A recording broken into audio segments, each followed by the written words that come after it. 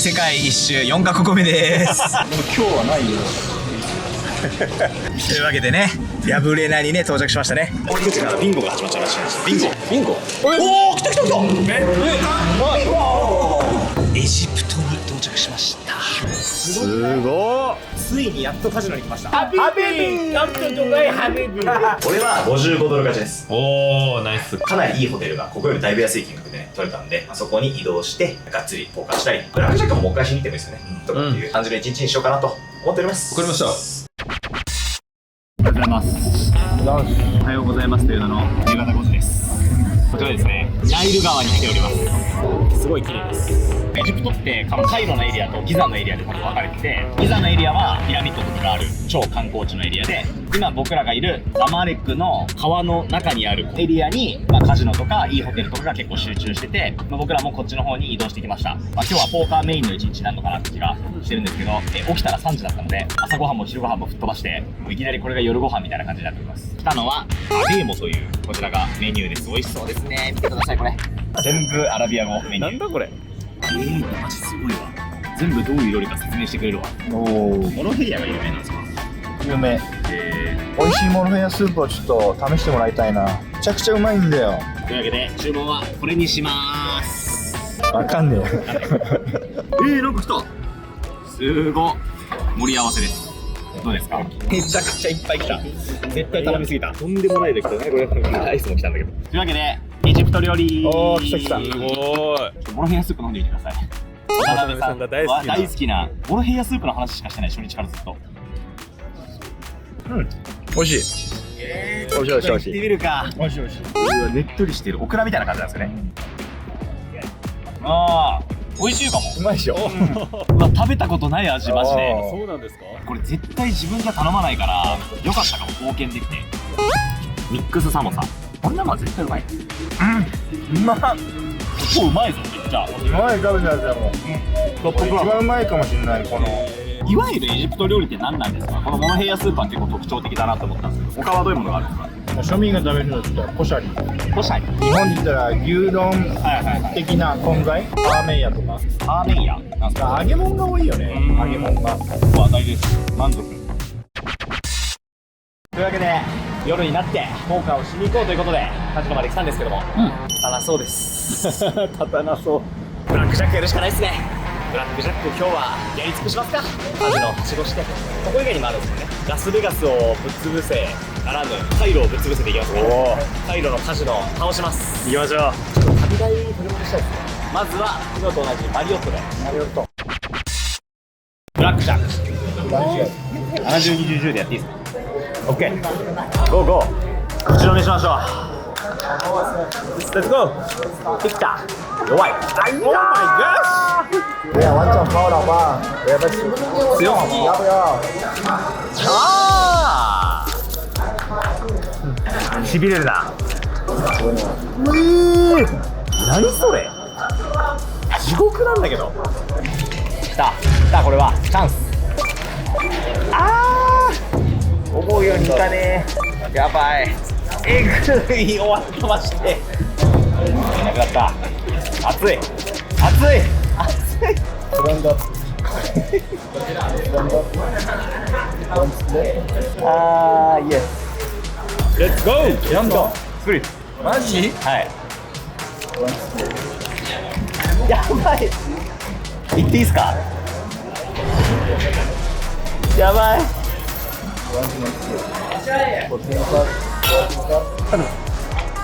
大丈夫。でかっ。うますぎるですね。シャッタッター。終了。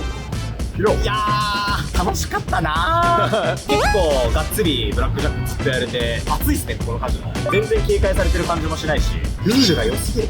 アーリーサレンダーってエースに対してサレンダーできるじゃん。これってマジありえないですよね。だってもうこっち大体エースやったらサレンダーしてくれんじゃん。負けが半分になる。最後とかも俺ガンガン張ってるって全部サレンダーしちゃったから負けが半分で済んでて、でこっちブラックジャック出したら 1.5 倍もらえる。おかしいゲームおかしいゲームですよ。なんでそんなルールにしちゃったのっていう。買ってる時助かるよ。助かる。で僕らは2時間結構ねちまちまやってたんですけど、最後もうどうせ移動するからいっかとか言って久しぶりにやりましたよ。点々スプリット20なんだけどスプリットでもう一回10来てもう一回スプリットっていうねなどのの大勝負も勝ったおかげで今日は2210勝ったっす。でかっ。イエーイ。ナイス。イエーイ。調子いいですね。エジプトの旅費出るんじゃないですかこれは。こんなルールでやらせていただいてありがとうございます。本当にありがとうございます。でしかもこういうカジノがまだ他にもあるんですよね。回りましょう今日は。というわけで次のカジノに向かいましょう。インターコンチネンタルセミラミス。ブラックジャックカウンティングできず。マシンでした。マシンブラックジャックね。次のホテルリッチカールトンのクロックポーズカジノ。マシンシャッフラー。そしてドレスコードあり半ズボン禁止でした。二重でダメでした。シャラドシャッフルマシン。我々の泊まってるこのソフィテルにもカジノあるらしいです。いやでも俺と行かない方がいいから。ブラックジャックやんないでって言われてる。できん？僕とアイスでじゃあいってらっしゃい。頭痛してきます。エジプトお疲れ様でした。よし。そうでした。総じてエジプトどうだったかをまとめると、国としてはまあちょっと好きになったよね。最初初日はもうダメかもって思ってたけど、大変でしたよ。あれだってね、慣れてきたら結構住めば都っていうか、みんな陽気でみんなふざけるんだよね。だから我々みたいなちょっとふざけたタイプの人間には行きやすいかもしれない。みんなふざけてるから。おすすめかって言われたらむずいな。物価が安いっすね。空港までのタクシーだって1時間近く乗ったのに1000円ぐらいしてる。安すぎない？普通のご飯屋さんだったら1000円あれば余裕みたいな。本当にそういう感じの物価感なんで、物価が安いの好きな人には結構たまんないかもしれないですね。まあ治安もいいし、ご飯もまあ美味しかったし。あと俺らカイロしか行ってないけど、ちょっと行けばリゾート地何個かあるし。ピラミッドやっぱ見といてよかった感じですよね。行ってよかったね。ラクダ乗ってピラミッド行って楽しかったね。結果ポーカーは1日しかできなかったし、ブラックジャックも言うほどできなかったんですけど、まあ一応トータル勝ちは勝った勝ちは勝ったし、ピラミッドも見に行けたし、お土産、ね、俺だけ負けじゃん。そういえばそれで言ったら田辺さんだけ負けた。俺だけ負けじゃん。聞いた話によると最近は、まあ、週 2,3 しか経たないらしい。でしかも結構夜遅めの8時9時からちょっとだけとかだから、ポーカーで食ってくのは絶対無理だね。でも立ったらめっちゃいい。だってプロいないから一人も。だからポーカーの目的で来ることはお勧めしないけど、金土日とかで来て基本は旅行でポーカーできたらラッキーって感じで、それでも行ってみることができる人はおすすめですね。ブラックジャックは、まあ、マリオットでしかできなさそうだったし、渡辺さんもすでにもう出来になってるカジノもあるんで、絶対出来にならないとか全くない。なんなら結構多分出来になる。ブラックジャックで稼ぎに来るのもおすすめはできないですね。ブラックジャックのカウンティングは法律で禁止されてるとかは全くないんですけど、カジノの人たちは嫌がるし、出禁にする権利があるんで、カジノ側の人にはね。観光8、カジノ2ぐらいで来るのがいいんじゃないですかね。次、6つ目の国、ちょっとここから長距離フライトっす。トータル12時間のフライトで大移動をして、まだ行ったことないあの国に行きます。その国では多分ポーカーはできます。そうなんですね。はい。渡辺さんも初めて。いや俺1回行ったことあ、1回とかあるんだ。すごいね、本当に。10年前ぐらい。じゃあ渡辺さんと一緒に次の地に向かいます。行きましょう。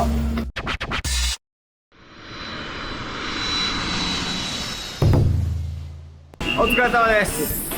横澤チャンネル世界一周編6カ国目に突入しました。スリランカはコロンボです。皆さんご存知ですか？スリランカっていう国。僕もあんまり分かりません。いろいろ調べたんですけど、物価はまあ日本の半分ぐらいだと思ってもらえれば、スリランカで使われてる通貨、スリランカルピー 1LKR っていう通貨が1スリランカルピーなんですけど、スリランカルピーなんとちょうど綺麗に 0.5 円。分かりやすい。分かりやすい。はい。一番ルピーだよって言われたら5000円ってことですね。で、調べたんだけど、街が結構ちゃんと大きくなってて、快適に暮らせる。物価が高い分、生活のクオリティも高い。僕はすでに期待しております。で、ポーカーができる可能性が高い。まあ、というわけで、早速、ホテルに向かいながら、ウーバー呼びたいと思います。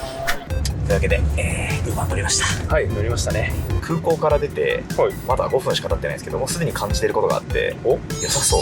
良さそうですか？過ごしやすそう。我々が向かってるエリアはメインエリアなんですよね。多分我々が今から行くところがコロンボの空港から行くと下方向からにバーってこう行くんですけど、その近くにベラージオホテルがあります。コロンボ実はずっと気になっててちなみにですね、ラスベガスのベラージオとの関係は一切ありません。コロンボにはカジノが3つ4つありますよね、渡辺さん。多分今見たら5つある。そう、5つある。そんなにあるんですね。5つはまあ大小含めて5つあって、まあでもせっかく来たんでカジノ巡りはしましょう。そうさがてら、いいホテルマリオット毎回泊まって世界中のやつ泊まってるんで、ランクがどんどん上がっていくんですよ。無料すごいな。いや、先に普通の部屋なんです。めっちゃ綺麗。いやー、綺麗だな。いい匂いする。しかもうわ、最高やん。いいホテルだな。見てください、渡辺さん。お風呂見放題ですよ。いらねこれ誰得なんすか。何これ。まあまあまあ、これは4ですね。この見た目で Wi-Fi があんま速くないことあるんですよ。でも安定はしてそうだ。3ですね。はい。ついてますか。今の部屋でも十分良かったけど。うわ。王様やん。もうベッドがここにない。王様やん。色。半端な。やば。わ、何これ待って。すごっ。あれ、これやば。結構過去比べてもこちらシェラトン、お値段も気になるじゃないですか皆さん。気になりますねこれは。2ベッドの部屋が、140ドル、1泊。あれが今そうなんですね。1泊いくら払ったらこれを手に入れられたんでしょうか。もともとちょっといい部屋を取ってたんですよ。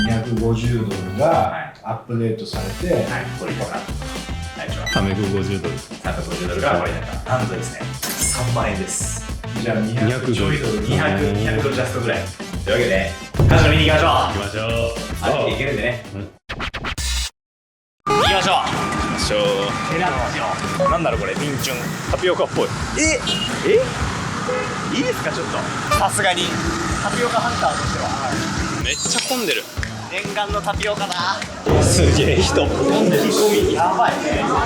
随分買い物した。これでいいと思ってる。というわけで念願のタピオカです。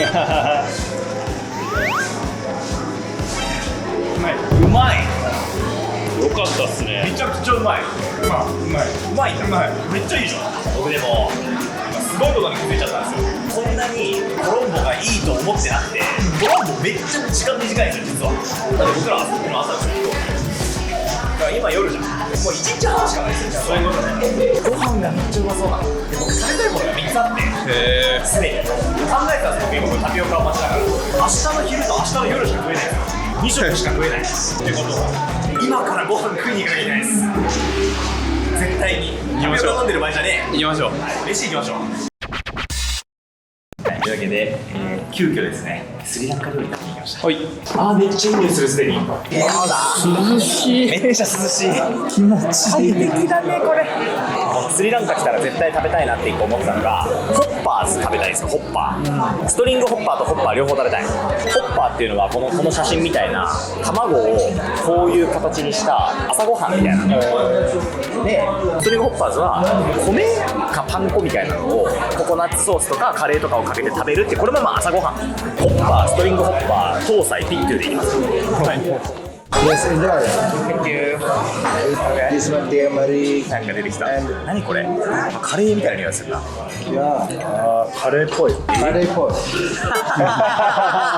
Yes, カレーっぽい。生姜とか、なんか漢方みたいなのめっちゃ入ってたりしますね。何かしらの。みんな英語喋れるのかな、スリランカで。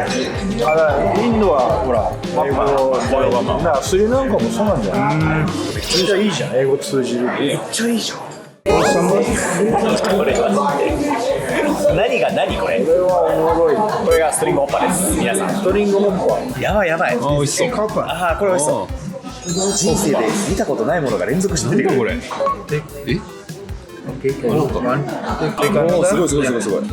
挟むってこと？でサンドイッチ。ノーサンドイッチ。逆にね。つまんで。スリランカっぽいめっちゃ。いただきます。ストリングホッパー。うまい。俺これめっちゃ好きだわ。これはどうやって食うの？ほら。なるほど。知らんけど。これ横澤流です。なるほどね。うまい。こんな得体の知れない見た目なのに普通にうまいの不思議だな。好きかもスリランカ料理。ではデザートにこうしますか。長いわ。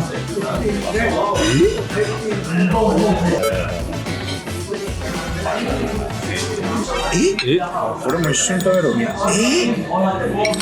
そういう感じ？これはめっちゃ不思議な味っす。美味しくないかも。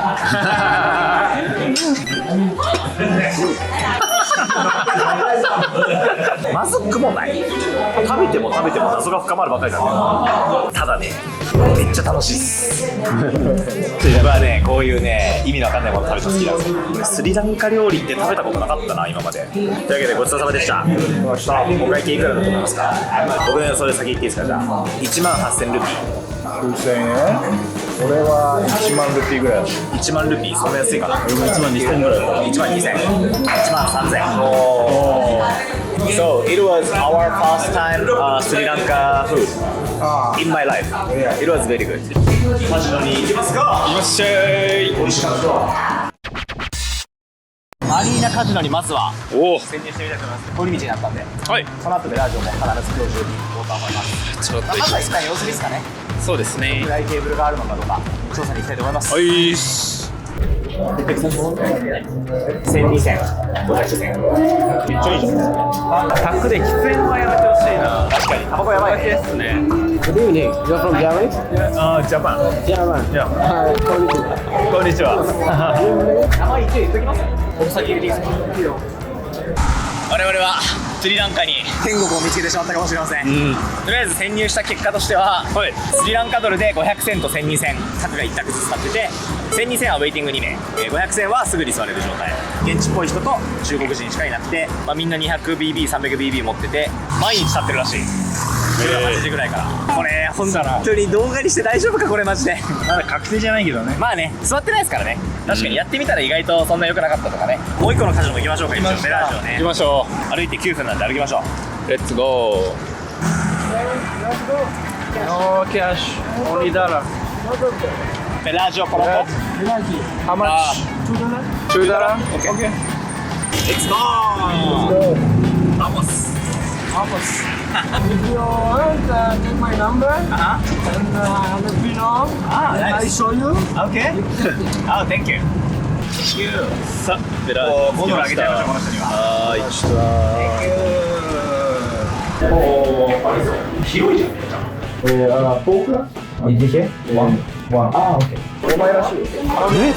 辺さんも絶対コロンボでやるべきじゃないですか。とい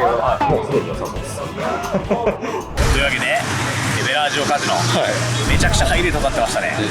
驚き。 5K 点計2500円5000円のオマハ5カードしか立ってて、ほぼ毎日キャッシュゲームは立つと。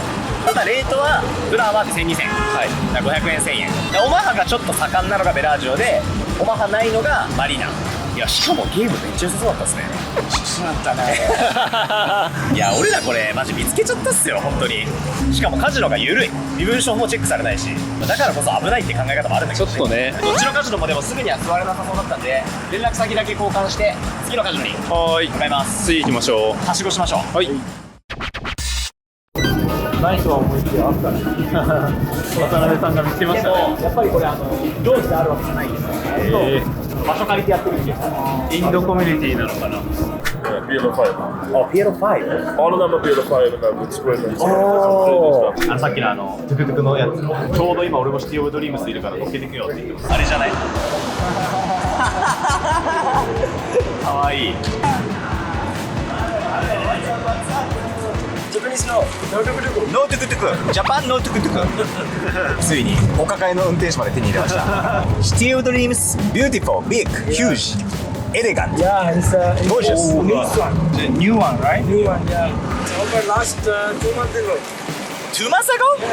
わお、2ヶ月前オープン。通りで何も情報出てこなかった。しかもネットでも。マジで開拓してる感すごいな。ポーカープレイヤーしてますね僕ら。プロギャンブラーしてるが正しいかな。翔さん足を使ってコロンボポーカーバブル来てるじゃないですか。半端ねえなコロンボ。でもオマハ主流っすね。ほぼオマハですね。ここまで5枚のね。渡辺さんに持ってこい。いや、俺は確かに。俺は好き。Thank you brother。やば、ここが30周年記念に入ってる。ちょっとじゃあバリーズがすごっ、クラブじゃん。何この人の量。マジだ。半端ないっす、渡辺さんこれ。何ですかこれは。何これ。しかも全部卓埋まってるよ。無料ですね。お、なんだこれ。クロススタイル。ブラックジャックは無理そう。ポーカーありますよ。これポーカーだ。めっちゃ立ってるやん。お、どうする？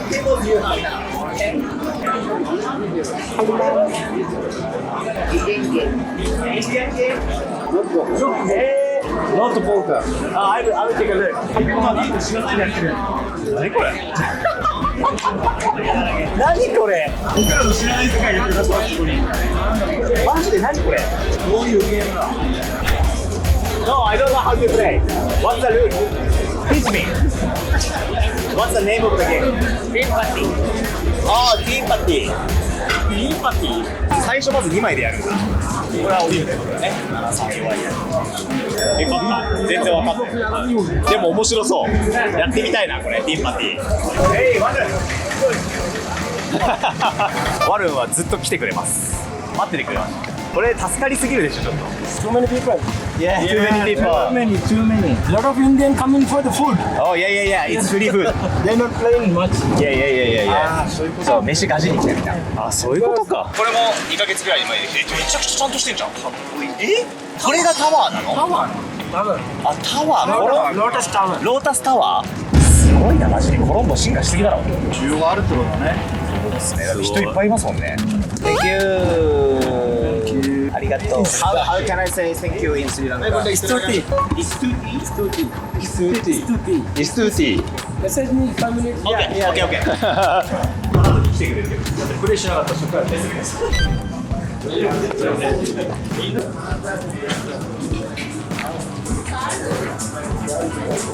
あ、でもティーパティ。プライベートティーパティ。というわけで5つカジノ全部終わったんじゃないですか。そうだね。回りましたね。だいぶコロンボの状況分かりましたね。まあ基本はバリーズだね。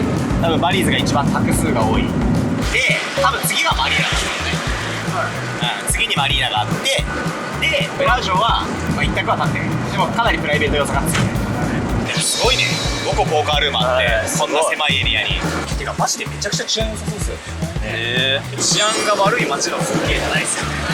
やばい、これ楽園見つけたかついに。アジアの楽園。戻ってきた。ああ、戻ってきた。なんか懐かしい光景。言われん。いい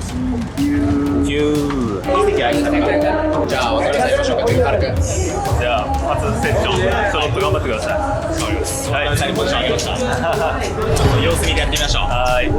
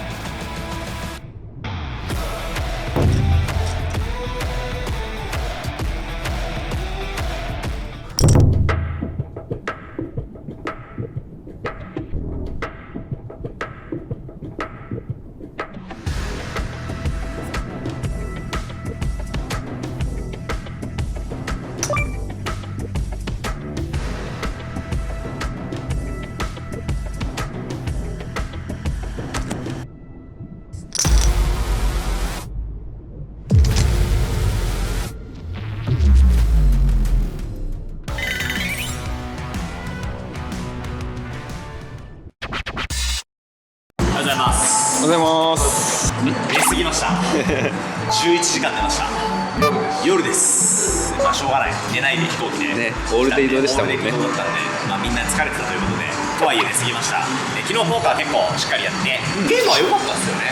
なかなかいいゲームでしたよね。プロっぽい人もあんまりいなかったし、おトリップ祭りでお絶対に勝てるだろうなっていう。おというわけで小峠さんの結果はマイナスマイナス。う500ドルわ負けちゃったんですね。僕はマイナスーマイナス。 2460ドル。めちゃ負けました。クソベカオールイン1回負けて、はいほとんど一発それだったんですけど、このワンハンドがほぼ全てで、あとはまあ別にこちらもこちらもなんですけど、飲み物食べ物タダで C 社まで頼んで、すごい。なんか雰囲気も良かったし、結構ストレス少なかったですよね。やってて全然苦じゃないというか、長時間稼働しても全然嫌じゃない感じはしましたね。なんで、まあ、結果は悪かったですけど、コロンボに対する印象はむしろ良くなったって感じですかね。すごいですね。はい、いうことなので、がっつりポーカーを今日はやってやろうかなと。おお、わかりました。行きましょう。がっつり行きましょう。というわけで、僕がずっと楽しみにしてたお、カレーを食べに行きます。カレーですか。もうカレーの匂いですね。いやーマジでスリランカ来たら絶対カレー食いたかったんだよね。スリランカカレカレーをいろんなとこ食べ歩きしたかったんだけど、出過ぎたせいでここでしか食べれない可能性が高い。我々が来たのはこれです。セイロンカレークラブです。セイロンカレークラブ。これがすごいね有名なんだっていう。もういいじゃん絶対。良さそうですね。良さそうでしょ。はい。ご飯のチョイスは任せてください。僕にご飯のことしか考えてないから。ジャパン。はじめまして。出てきたこれ。あ、出たこれ。まあでもなんか昨日と色違う。紅茶っぽい。and cinnamon and black tea with honey bee honey うまい。シナモンだ。cinnamon yes エリグ。ちょくちょく聞くセイロンはどういう意味なんですか。スリランカのって意味。ああ、そうなんですね。ジャパニーズみたいな感じ。サイロンが。オッケー。チキンスクリュー。チキンカリー。なんとなくこうコロンボのポーカールームに感じること、まあ、まだ昨日1日だけですけど、まあ、一応多分一番ポーカールーム多いのはバリーズじゃないですか。ポーカーテーブルが多いのはでもマジごちゃごちゃしてるし、揉める可能性多少ありそうじゃないですか。あんだけわちゃわちゃしてると地獄だよ地獄っすよね。人多すぎていいんでしょうけど、まあ、ちょっとなんかどうなんだろうって思うところもあり、で多分マリーナはかなり安定してる。テーブル数少ないけど座れれば結構いいって感じっていう多分評価になると思うんですけど、なんか僕の感覚ですけど、これもう本当に何て言うんだろう、あんまりこう明言しすぎると物議かもしそうですけど、ポーカーって結構イカサマ多いじゃないですか。言うてイカサマしてる雰囲気ってありますよね。なんかここでポーカーやったらちょっとやばいかもみたいな、なんか嫌な予感ってやっぱあるんですよね。長年のプロの感みたいなのがあって、コロンボはマジ結構危ないと思う。ああ、そうなんですね。めちゃくちゃ危ないと思う、俺は。だから相当気をつけた方がいいですよね。別にコロンボに限った話じゃなくて、カジノでもイカサマ見つかるなんてことよくあるから、マカオですら見つかったことあるし、ラスベガスももちろんあるし、どこでもイカサマって多かれ少なかれあるんだけど、まあ、それがやっぱり見つかるってことは逆に言えばちゃんとカジノが仕事してるってことだから、一定安心。渡辺さんも言ってたけど、身内すぎるのってやっぱ危ないと思いますね。やっぱりあまりにもラスベガスのプライベートゲームですとやっぱそれを感じる時ありますね。あまりにもやっぱりプレイヤーに好きにやらせすぎてるようなポーカールームはちょっと危ないんじゃないかなと思いますけどね。おお、クラブ。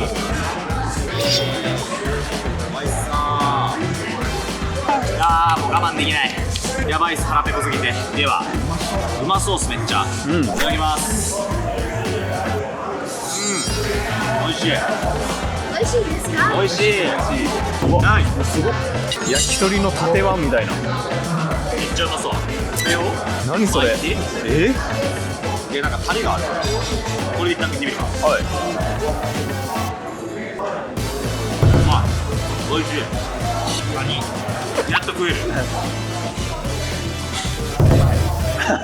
食べにくそうだ。食べにくいけどうまいよ。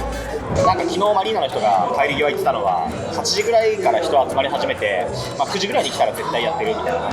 マリーナは8時からゲームやるから来いって連絡来てます。5 Chinese, 1 local, 1 India, only 2 seats left って。国籍まで書くんだ。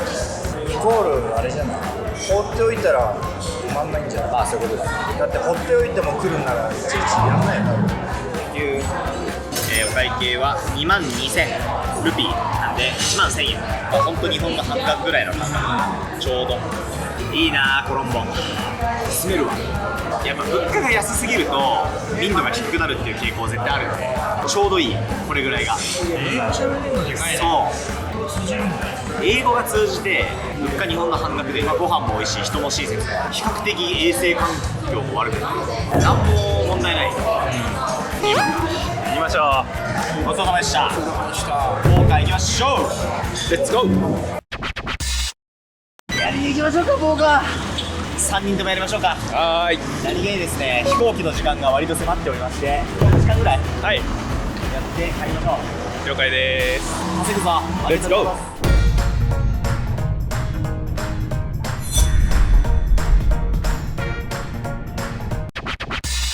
お疲れっす。6時間やりましたね。がっつりですね。疲れた。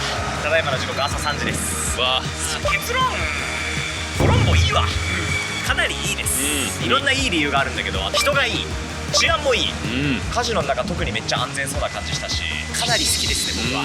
僕も大好きですね。ね、いいよね。はい。まあポーカーはストラドルも結構入るし、割とディープだから体感5点ぐらいはあるかな。ただめっちゃ注意なのは利益が激高。全く同じゲームでラスベガスでやった時よりも1時間あたり多分 5,6BB は取られてる多く。体感ね、ケチョンケチョンにできますみたいな人は勝てると思う。でも多分僕でかなりケチョンケチョンにやっつけても1時間あたり1万ルピーぐらいかな、5000円ぐらい。いい時だったらその倍ぐらい稼げる可能性も全然あるかなって感じはするんで、めっちゃ荒稼ぎできるかって言われたら別のとこ行った方がいいかもなって感じはするかな。でも僕がもし元で100万円とかからお金を稼がなきゃいけないってなったらここ来るね。おお。だって調べてたんだけどホテルとかも1泊4000円とかでめっちゃ綺麗なホテルいっぱいあったから、おお。物価も安い。なんで過度な期待は現金って感じではあるんですけど、僕は結構好きですね。 C 社吸えます。 C 社も好きですカジノの人たちもみんな優しいし、プレイヤーも結構フレンドリーで、フレンドリー。そう日本から直行便もあって、ヨーロッパへのアクセスが良くて、海も綺麗で、ネガティブは本当ないですね。すごく好きな国でした。本日の結果、お。じゃあ僕からいきましょうかドゥンマイナス1070ドルぐらい。今日も負けてしまいました。ミドルぐらいのポットを3、4個ぐらいポンポンって落として、いいとこ発進って感じでしたね。愛知君は僕はプラス20ドルです。ただでご飯とそうです飲み物が飲めた。はい。ゆうがべさん3500プラス。初めて。50万以上買ったじゃん。っていうか、横澤のチャンネルでプラス報告、これ初めてじゃない。今まで毎回負けてた。毎回マイナス。確かに。じゃあ3人取ったらプラスじゃん。おお、ナイス。田辺さんはね、バク好きでした。よかった。よかったですね。ポーカー旅ってやっぱいいよね。コロンボなんて俺来ると思ってなかったから、正直期待してなかったのよ、コロンボ。おお。だから日程短すぎた。読みが外れた。エジプト長め、コロンボ短めにしちゃったんですけど、次回は長めに来たいね。もっともっと全然ゆっくりしてもいいなって感じですね。またいつか戻ってきたいですね。というわけで次の国に行きましょう。おお。俺ここ最後。はい、渡辺さんはここでお別れです。え、ここでお別れです。お別れですか。日本に用事があるんで。日本で早めに。ここで渡辺さんとは解散となりますが、僕ら2人で次はあの国に行きましょう。ありがとうコロンボ。渡辺さんもありがとうございました。最後勝ててよかったですか。ありがとうございました、渡辺さん。また世界のどこかで、すごい。どこかで会いましょう。次の国に行きましょう。レッツゴー。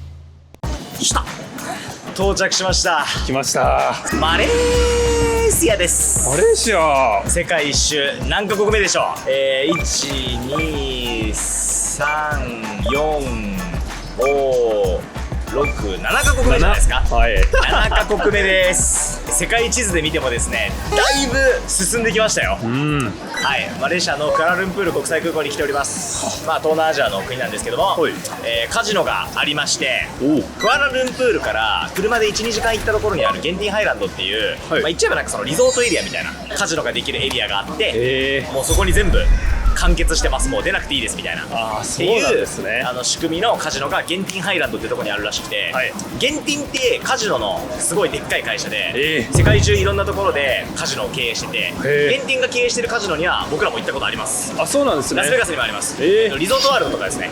あれはゲンティンがやってるそうなんですね。カジノで、まあ、世界中に展開してるカジノなんですけど、すごっもうすごすぎてゲンティンって名前ついてんのよ、その地名に。すごい、地名に。そうだからゲンティン高原ですねに今から、向かっていこうと思います。はい。で今なんとですね、もう実は1時間まで縮まってます。もうほぼ一緒ですね。そう初めてのクアラルンプールマレーシアに頑張っていきましょう。まずはねやっぱその国のコーヒーを飲んでねその国のことを知るっていう。スノーピー860は一体いくらなの？確かにまた国変わってるから。そう何も分かんない。 RM RP860RM は9ドルぐらいらしいです。大体ですね、はい円に換算すると 1RM が36でちょっと分かりづらいからだから 40RM1 ドルでいかない？それも分かりづらいかまずはコーヒーでその国を知る。緊張の一杯。コーヒーはコロンボとエジプトの方が美味しかった気がするな。美味しすぎたっていうのもありましたけど、ね、確かにちょっと ATM で100ドル分ぐらいだけ現実通貨 400RM ちょっと下ろしてね。400RM です。これがほう初マレーシアリンギット。これが10だからでも10ってことは 2.5 ドルってことだよね。そうですね。結構でかい紙幣ってことだよね。からこれとこれが 12.5 ドル紙幣っていうことらしいですね。とりあえずこれでゲット、100ドル分ゲットしました、あ、ウーバー使えないな。あ、ダメなんだ。グラブが使えるらしいです。グラブ持ってます。物価どうなんだろうな。これで一定わかるよね。結構距離あるからな。 108km あります。うわめっちゃ遠い。遠っ。いくらだと思う？予想 108km 先。僕は400かなってあ、400思いました。はい。300リンギット。はい。一番安いのは 150RM。ああ、安っ。いや、読み外れましたね。安いな。めちゃくちゃ安いね。遠すぎてあんまり行きたがんないのかなみんな。確かに知り合いもカジノ行こうとしたけど山奥すぎて諦めたっていう聞いたことありますね。嘘。正直クアラルンプールの観光とゲンティンハイランドは分けた方がいいぐらい全然違うんですね。別エリアだね、かなり。First time in Malaysia, yes. How can I say hello in Malaysian? Salam sejahtera. Ah, salam sejahtera. Salam sejahtera. Salam, selama sejahtera. So easy, right? 何ですか？こんにちは。あ、スラマッパギ聞いたことある。聞いたことありますね。スラマッパギ。スラマッパギ。 Selamat pagi. クアラルンプールは、治安はアジアの中ではかなり高い、いい方ではあるんだけど、万引きとかスリみたいなとか軽犯罪はコロンボよりも多いらしいです。そうなんですね。だからスリとかは気をつけた方がいいかも。ちなみにですね、クアラルンプールのポーカールームの情報は実はもう掴んでて、1,2 週間前に行ったって友達がいて、ポーカーができるカジノは多分1箇所なんだけど、結構6択とか取ってるらしくて、結構日本は、1210RM ちょうど25。それで聞いたらなんかあんま大したことないんだなって思ったんだけど、アンティがめちゃくちゃ高いらしくて、 BB アンティじゃなくて全員が 0.5 ビッグぐらいで払うらしいの、アンティ。だから1020なんだけど、普通のアンティなしのゲームだったら、じゃあ2ドル5ドルのゲームだったとしたらポットって7ドルからスタートするじゃん、今のルールでアンティで20入ってる場合って27ドルからスタートしてんね、ポットが。でかっ。でもめっちゃでかいらしい。だから4倍なの、事実上。だから事実上限定ってぐらいの時給出ると思う。はあ、すごっ。まあマジで時給100ドルとか出る可能性全然ある。まあ、みんなのスタックによるけどね。ディープだったら、ディープだったらそんぐらい出る可能性あるんじゃないかな。はあ、すごい。着きました。クロックフォーズホテルです。クロックフォーズホテル。お、いつ欲しいです。すげえ。ゲンティンハイランドで一番いいホテルです。そんなホテル泊まっていいんですか？なんだこれ。かっこよ。このホテルやばい。ちょっと横澤チャンネル史上一番じゃない。すごい。遠くない？遠いじゃん。全てがちょっとずつ遠くない。さあ行きましょう。はい。寒い。おしゃれ。何これ？何これ？大理石。やばいやばいやばい。王の部屋やん。これ1個しかない。やばいやばいやばい。2ベッドでリクエストしてたんだけど。待って。多分これ絶景なんだろうけど何も見えないです。うわ。すっごい綺麗なビューなんだろうけど。はい。Wi-Fi も爆速の予感。さすがにこれは4ぐらいありますね。うわ、アップロード早っ。アップロード爆速です。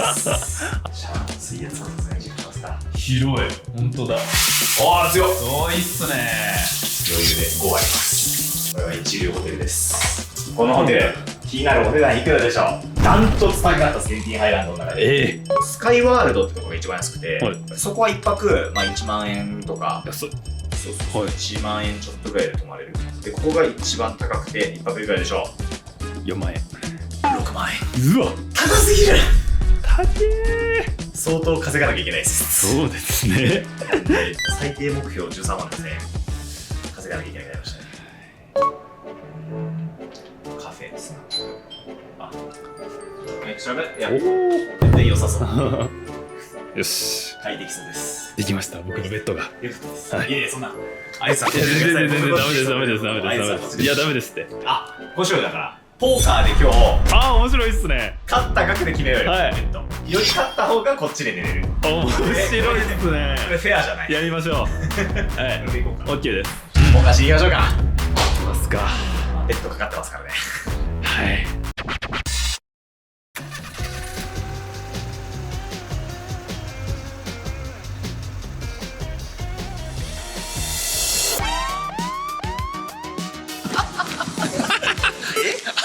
サイレントヒルやん。なんだこれ。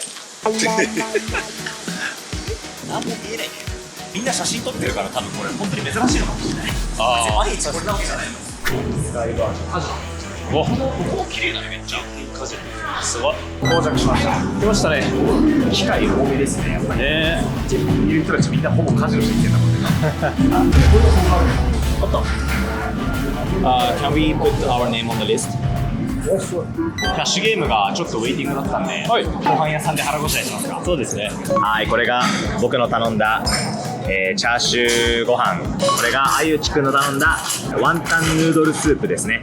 あゆちくんは僕のためにね、携帯のバッテリー取りに行ってくれたんですけど、そうこうしてる間にカジノからも電話がかかってきて、ニューテーブルオープンするから今すぐ来いって言われて、先に始めさせていただこうと思います。いただきまーす。そうですよ、これは決して僕が我慢できないからじゃないですよ。行かなきゃいけないからね。時間がやばいからね。僕が先に食べ終わってればあゆちくんの席も確保できるんでね、僕が先に食べ終わりましょう。うまっ。あ、あゆち帰ってきた。ありがとう。ごちそうさまでした。はい。バッテリー取りに行ってもらった間に呼ばれちゃいました。はい。先行ってきます。頑張って買ってきます。よっしゃい。お疲れ様です。はい、すみません、ちょっと途中に急に呼び出しちゃって、はい、まあ2時間ぐらいプレイしましたけど、どうですか調子は。まあ、ぼちぼち勝ってます。ああ、すごいですね。はい。でね、なんでこんな急に呼び出して外歩いてるかっていうと、はい、テーブルの人とめっちゃ仲良くなって、はい、あと俺のこと知ってる人がいたの。アメリカ人で。はい、ハイローラー出るのって言われて、ハイローラーって何みたいな。はい、ハイローラーって言っても今日のハイローラーは2000ドル版いいんじゃないみたいなですね。何の話みたいなって言ったら、トーナメやってるらしいよ。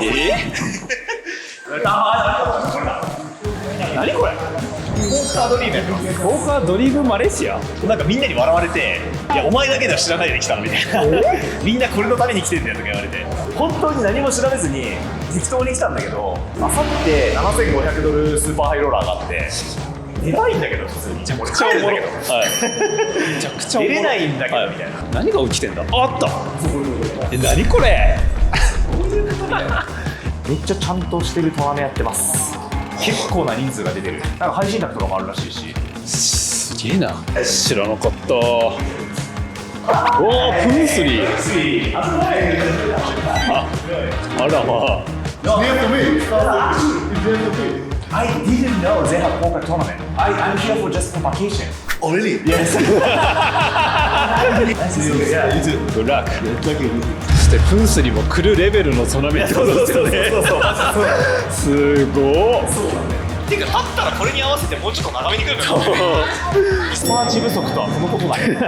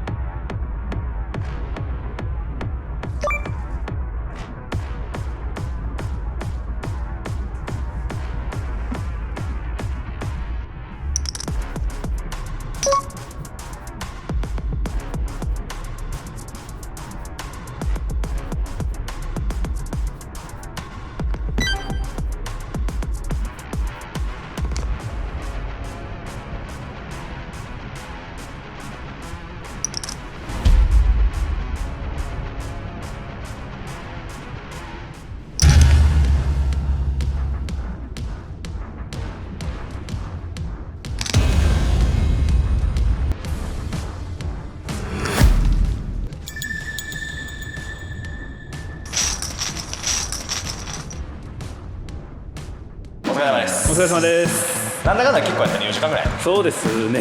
結果ですね、収支は5535リンギット負けました。うわ、でかい。確かに BB 数でいうと27080BB 負けたことになるんですけど、まあとはいえ体感レートとしては US ドル換算でいうと510アンティぐらいの近い感じかなって感じですね。どうですか、吉さんは。僕はですね、はいマイナス245リンギットです。ちょい負けってことね。ちょい大して負けてんじゃん。すいません。ゲームはね、まあいいよ。でも本当にいいですただやっぱ冷気が高い 5% の 7.5BBMAX だから、まあ相当でかいよね。こんな取られるのかって思いながらやってます。高え。あとね、ハンド数がめっちゃ少ない。マジ少ないっす。数えたんですよ僕、い1時間17から18ハンドぐらいです少ない。めっちゃ少ない。普通のポーカールームの27ハンドぐらいは配られるんで、テーブルでの両替とかチップのラック数えるみたいなのが多すぎて、止まることが多いっす。めっちゃよく止まるんよ。結構ね、思った以上に大して勝てないんじゃないかなって気がするね。これ打つぐらいだったらまあラスベガスの510アンティ全然勝てるような気がするし、何よりね、ポーカールームがひどい。テーブルで飲み物食べ物頼めないどころか食べちゃいけない、飲んじゃいけない、自分で買いに行かなくちゃいけない。なんかその癖切れてるんだよね。なんか向こうもストレス溜まってんだろうな。テーブルでご飯とか食べれないって知らなくて、わざわざご飯と飲み物買いに行って持ってこいってきたの置いて、あ、じゃあやるわって言ってポストしようとしたら、それはあの人にダメだよ飲み物ここで飲んじゃってだから、あ、そうなんだっつって、いやもうせっかく買ってきたのに、じゃあもうハンドプレイしないからいいよ俺配らなくてって言ったら、D がブチ切れてきて、勝手にチップ触んじゃねえよみたいな、すごいなんか急に怒ってきて、なんでこんなみんなテーブルで見たのなんでこんな怒ってんのみたいな。周りにいたカナダから来た人も、これは世界最悪のポーカールームだなってこのレベルは見たことないなみたいな。でしかもさ、現金のこの山奥だからさ、他にやることもカジノ以外ないわけじゃんって考えたら、わざわざここに来てポーカーするメリットって何なんだっけっていうのは正直思っちゃったよね。あ、っていうかベッド手に入れたじゃん。デカベッドあなたの方です。おめでとうございます。ありがとうございます。はい、寝ましょう。はい、寝ましょう。ホテルは最高なんで。はい。スロモッパギスロッパに。というわけで、せっかくねこんなゲンティンハイランド組んだりまで来たわけですから、ちょっとぐらい遊んでいこうということで、こちらに来ました。スカイワールズテーマパーク。おお、テーマパーク。はい、映画をテーマにしたテーマパークらしくて、結構なんかいろんな映画とコラボしたアトラクションがあるんですよ。そうなんだ。だからマジでユニバです。ちょっとだけ覗きに行ってみましょう。おもろそうですね。1枚50ドル。高っ。ちょっとテーマパークのワクワク感ちゃんとある。この BGM といい。めちゃくちゃ面白そうな乗り物が2個ぐらいあって、それだけ乗りたいんだよ。調べ済みなんですね。はい、あ、これです。まず1個目、インデペンデンスデイインデペンデンスデイの乗り物があるんですよ。インデペンデンスデイが大好きなんですよ。はい。これインデペンデンスデイ楽しそうだね。行きましょう。 I said faster, keep moving, go, go, go, go. ソーリン形式だ。そういうことか。ソーリン形式のアトラクションめっちゃ珍しくない？これ。やばい。おお。拍手が拍手が。拍手が。あ、これだ。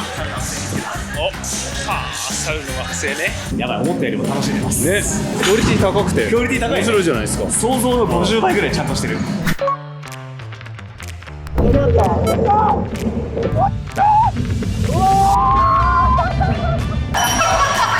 れてんじゃん。体力持って帰りましたね。めっちゃ濡れそうなんだけど。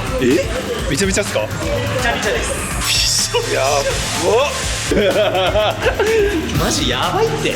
だいぶ楽しかった。おもろいね。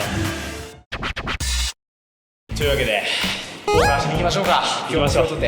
唯一のメリットというか、このカジノのいいところは24でちゃんとキャッシュゲーム打てるっていうのはいいよね。まあ打つ環境はありますね。そう、今も2択3択立ってるみたいだから、なんでくたばるまで打ちましょう。打ちましょう。今日は勝つぞ。勝ちましょう。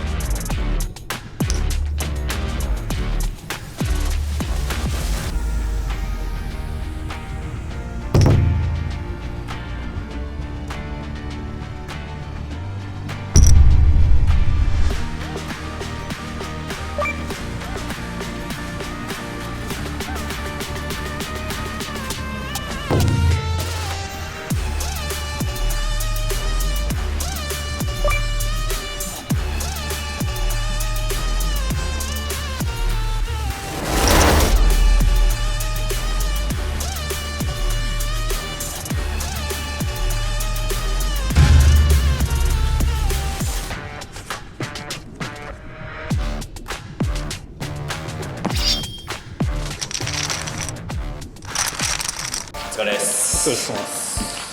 なんだかんだ今日はしっかり5時間もやってしまいました。どうでしたか、林くんは。970巻きです。なんで250ドルくらいかな。まあじゃあほぼトントンみたいなもんか。僕はですね、一応勝つことはできました。プラス3320リンギットナイス。買って、まあ昨日の負けをだいぶ取り戻すことができたって感じですね。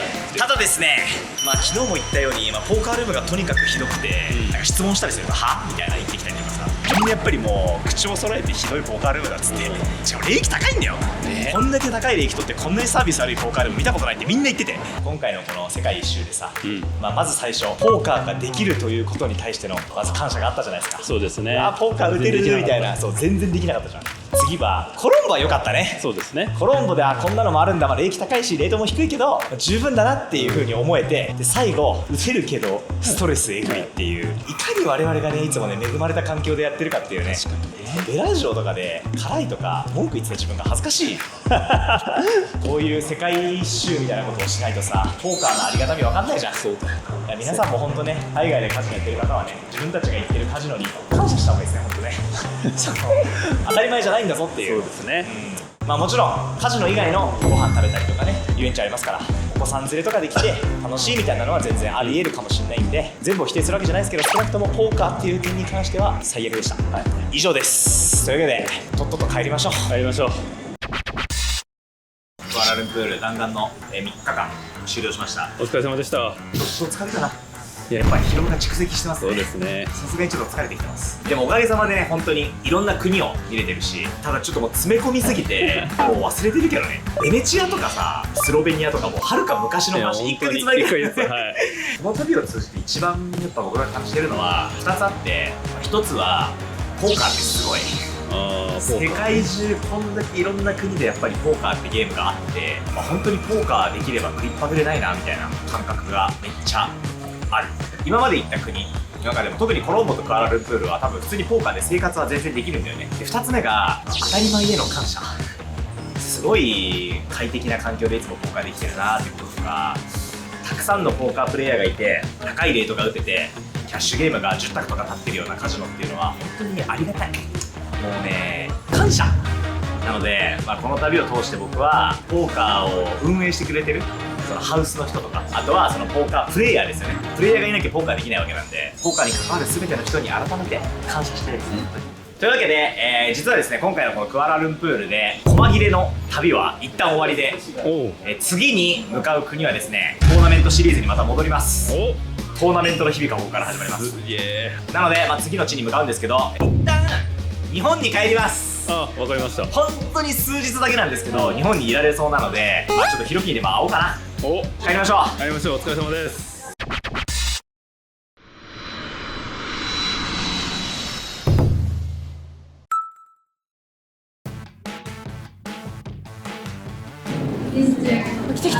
あ、来た。横澤さん。おかえりなさい。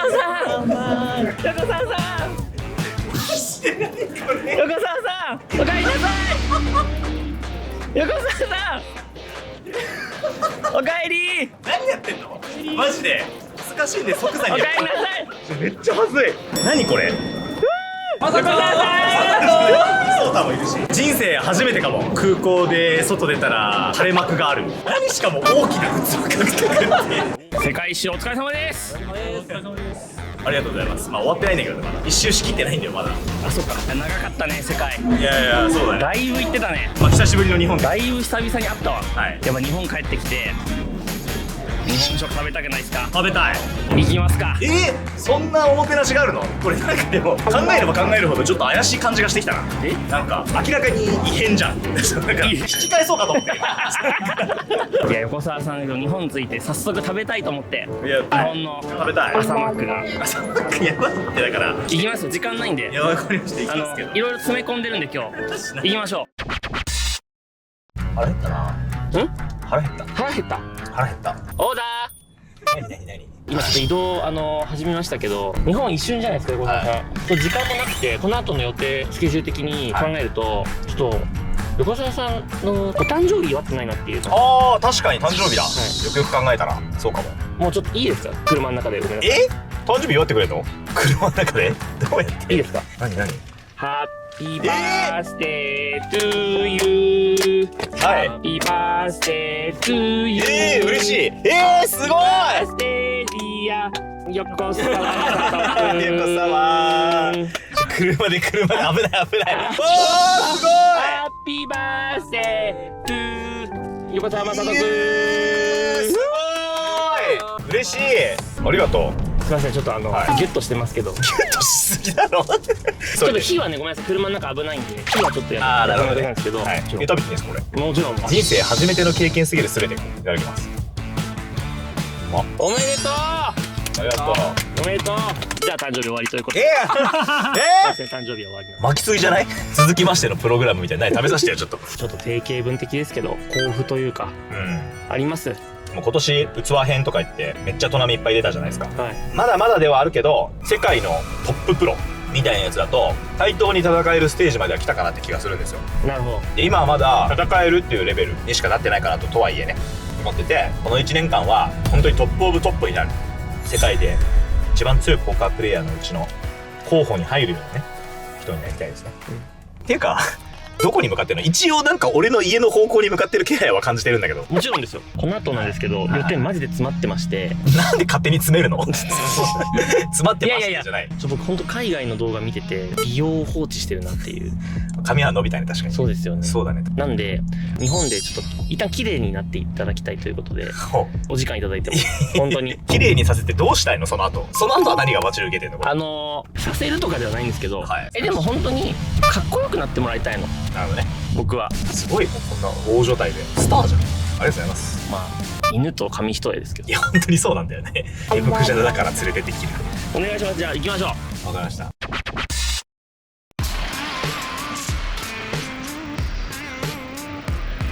デブ三昧いや何がだよすっきりしてきましたよいいじゃないですか帰国から早々ですね、はい聖地渋谷にはいいよいよ帰ってきたわけですけど、まあ本当に渋谷から始まり渋谷に終わるみたいなチャンネルですからねどうしてもこんなに忙しいとこなんですけどお見せしたいものがありまして何なのずっとそれなんで朝マック行きましょうずっとそればっか言うやんスクランブルスクエアまで来ましたけどいや横澤さんが世界一周してる間に渋谷もこんなになってしまいましたいや確かにねでも見覚えのある場所ではあるここですねここだろうなとは思ってたけどご無沙汰してます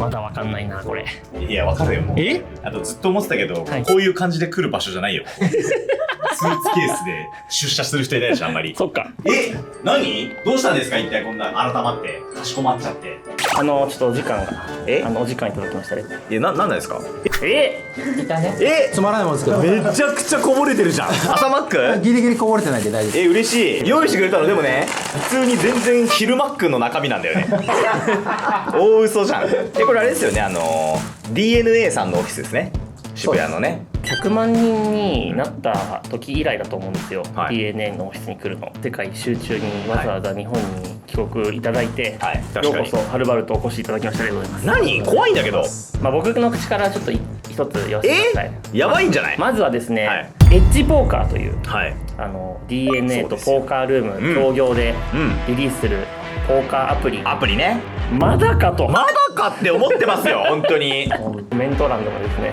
半分ぐらいまだだいやそうよ僕も思ってますよ今回は続報ということでついに喜ばしいことがありまして喜ばしいことは歓迎ですよ、事前登録がほう10万人いイきましたエーイ見たすごいよねポーカーのゲームで10万人ってやばいと思う始まる前から10万ユーザーいるってことでしょプレイヤーがそうですすごいじゃんそれの続報っていうのは何なんですかもしかして決まったんですか出る日が出る日はすいませんまだ決まってま決まってないんかよこれ以上何があるんですか続報って実はプロモーションムービーが完成しましてすごい見ていただき見たいどういうゲームか分かるってことついにそうなんですよおおなるほどこれ本邦初公開ですよ多分そりゃそうだよねもちろん今回はもうゲーム画面までお見せ見せてくださいよ、DNA の本気をご覧くださいどうぞ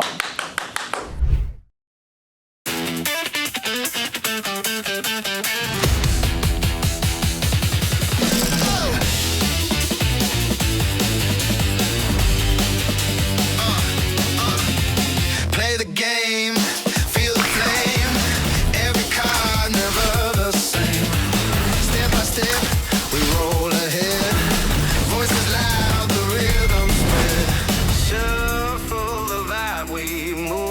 together. Rising up, it lasts forever. Oh, and we celebrate. Hands are high, it feels so great. Every time we shine, we rise. Connection right before our eyes.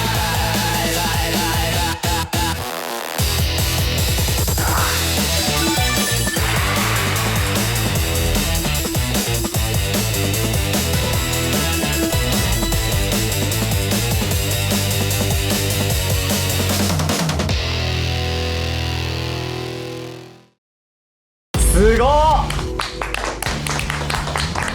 ということで PV を見ていただきましたけれども、お前マックシェイク飲んでんじゃないよなんか映画みたいな感じで。びっくりしたわ。なんてこっち戻ってきたいやポップコーン欲しかった正直。めっちゃいいでも PV。よかったです。ありがとうございます。いやーかっこいい。しかもさ PV の中にさエッチのなんか特徴みたいなのがめちゃくちゃいっぱいあったじゃん。そうなんです。これはもうだから話してもいいってこと？もうこの PV この動画をもって公開なので紹介したい。だってエッチってどういうアプリなのかまだ全然話せてないじゃん。いいですか？じゃあちょっと振り返りたい。ちょっと一個ずつじゃあ見たいまず最初から。これがだからゲーム画面だよね。まずやっぱ特徴なのは縦持ちじゃない？やっぱり日本は電車通勤が多いんで、つり革を持ちながらもできるゲームおお。あー片手でね。ポーカーアプリって結構さ上から目線が多いじゃん。これ横からなのいいね。没入感がありますね。没入感ある。そうなんですよ。これしかもちゃある縦持ちのアプリあっても手が出てくるみたいなのがいやそう初めてじゃん。これめっちゃいい。このそうなんですよチップがジャラってなるんだよね。ポット取った時チップ触ったり、ベットするのがやっぱ楽しいんで、アプリでなんとか表現できないか、まあ、プレイ感覚をね。楽しそう。この画面だけでもう楽しそうだもんな。めっちゃ地味にね役がねターンで何が本当だ。フルハウス。あれめっちゃ優しいよね。トップ2ペアってのも嬉しいよね。うんこれスコフォールドだ。これちょっと再生して。はい。これがすごい。次のテーブルに移動しますって書いてある。おおこれめっちゃすごいよなマジで。ファストフォールドっていうもうポーカーやるんだったら絶対これを僕がもう欲しいって。やっぱアプリとかだと降りた後暇なのよ。降りた瞬間次のハンドがもうプレイできるっていう機能ですね。だから本当にまさしくさっきの映像みたいにそう待ち時間がなくて超楽しい。やっとハンド来た。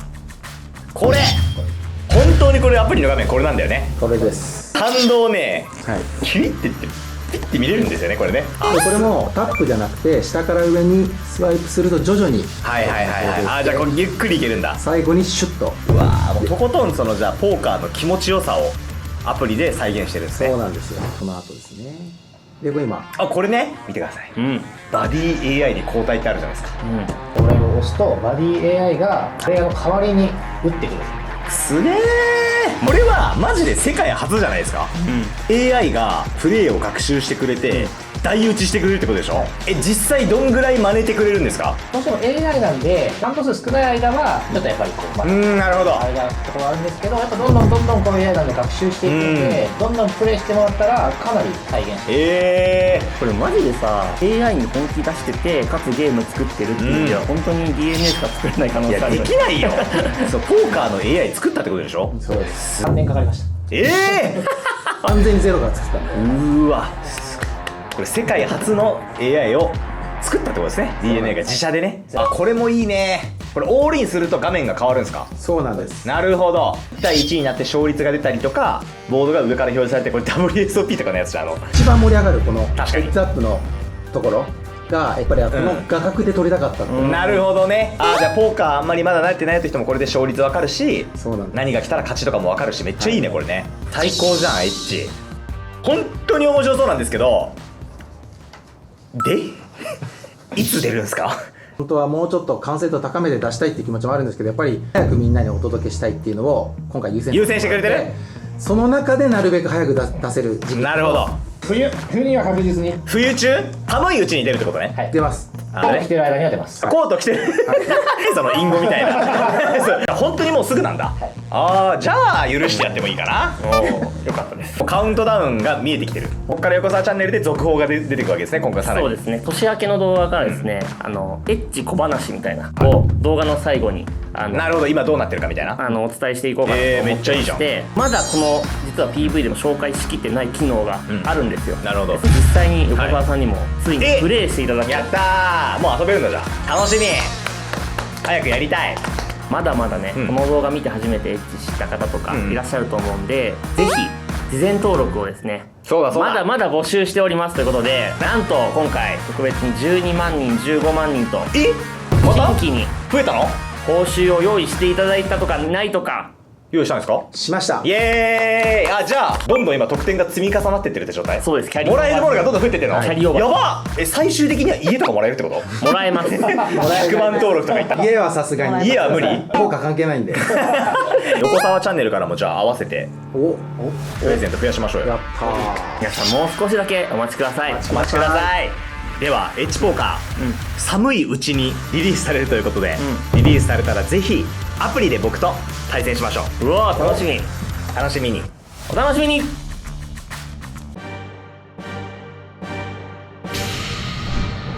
我々がいるところブラジルサンパウロです。2年ぶりですかね。南半球最大のトーナメント DSOP ミリオンズ、3万ドル前2万ドル前1万ドル前もうやばいです。すごい、めっちゃ進化してる。配信宅だ。 Masato Yokosawa. Japonês. Masato, um bom trabalho para você e que tudo possa acontecer. 乗るしかないこのビッグウェーブに。